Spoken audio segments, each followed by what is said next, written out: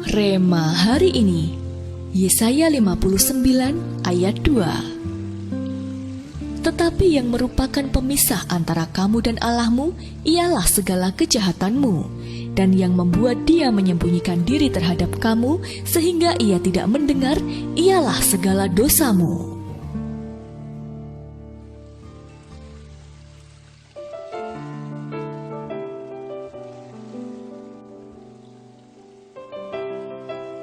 Daud dikenang sebagai raja besar dalam sejarah Alkitab, namun masa kecilnya jauh dari kata hebat. Ayahnya bahkan tidak membekalinya dengan ilmu perang seperti kepada kakak-kakaknya. Minim pengetahuan, dikucilkan, tidak dianggap, dan sangat besar kemungkinan label-label yang negatif melekat pada dirinya. Secara manusia, tidak ada yang bisa Daud banggakan dan membuatnya percaya diri dalam menjalani kehidupan. Namun, ketika tidak ada satupun orang hebat yang pandai berperang berani menghadapi Goliat, Daud justru begitu percaya diri untuk maju menghadapinya seorang diri. Semua mata pun menyaksikan bagaimana Daud akhirnya memenangkan pertarungan itu. Apa rahasianya?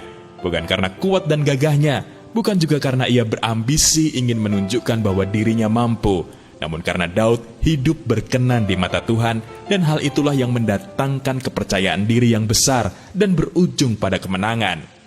Berbeda dengan Saul, ia seorang yang hebat, perawakan dan kemampuannya berperang sangat bisa dibanggakan.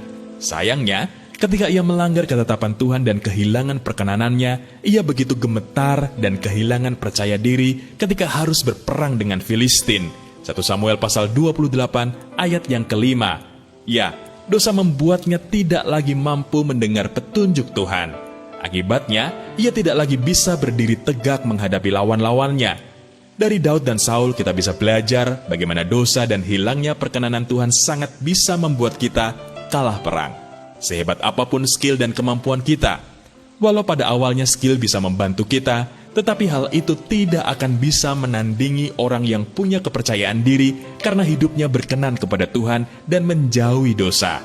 Karena itu, mari jaga hidup kita dari dosa. Saat perkenanan Tuhan turun atas kita, semua luka batin yang menyebabkan kita kehilangan percaya diri akan Tuhan pulihkan secara total. Sehingga melalui kepercayaan diri ilahi yang bangkit dari dalam diri kita, kaki kita akan terus tegak berdiri. Kita pun akan melihat bagaimana Tuhan memampukan kita untuk menjadi pemenang atas semua tantangan dalam hidup kita. Haleluya! Adakah dosa yang membuat Anda kesulitan mendekat kepada Tuhan dan mendengar suaranya? Menurut Anda, apa akibatnya jika dosa itu tidak Anda bereskan dan Anda tinggalkan? Apa komitmen Anda untuk terus mencari perkenanan Tuhan supaya Anda memiliki kepercayaan diri ilahi? Tuliskan. Tuhan Yesus, kami tahu bahwa Engkau tidak pernah jauh atau bahkan meninggalkan kami, tapi dosa dan kesalahan kamilah yang menjauhkan kami daripadamu. Hari ini, ajarkan kami untuk mau meninggalkan semua dosa kami ya Tuhan, karena kami perlu Engkau dan kami tahu bahwa di luar Engkau, kami tidak bisa berbuat apa-apa. Di dalam nama Tuhan Yesus, kami berdoa. Amin. Dosa membuat kita kehilangan percaya diri ilahi.